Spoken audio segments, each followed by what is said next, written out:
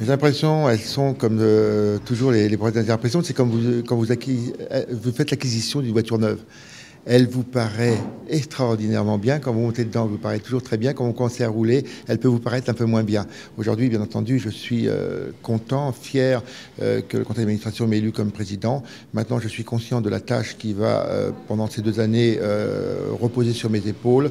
Je passe d'une communication monoproduit, celui de mon métier et de la franchise, à un multicanal.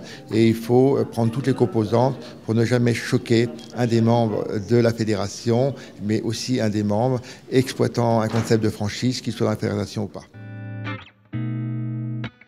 Les premières missions, bien entendu, elles sont écrites et présentées ce matin au plan de la fédération en 2012. Dans ma première émission, ça a été de renforcer le nombre d'adhérents à la franchise. Comme je l'ai dit ce matin, même si nous n'avons que 10% des réseaux adhérents sur les 1500, ils représentent quand même 40% des franchisés en France. Pourquoi s'arrêter à 40%? Donc on va mettre un dynamisme peut-être un petit peu plus encore soutenu sur le recrutement de nos adhérents, mais pas au détriment de la qualité et de la déontologie. Ce sera le premier acte. Le deuxième acte, ça va être de suivre l'actualité, bien entendu,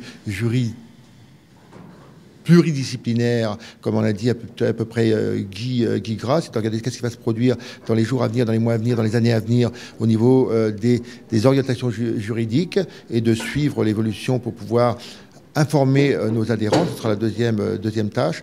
Ce sera de m'entourer d'un bureau qui va représenter le plan d'action et qui va pouvoir travailler sur tous les sujets, formation, nouveaux métiers, tout ce qu'on a prévu au plan d'action. Ça va être de mettre l'équipe la plus pertinente et la plus performante pour le réaliser.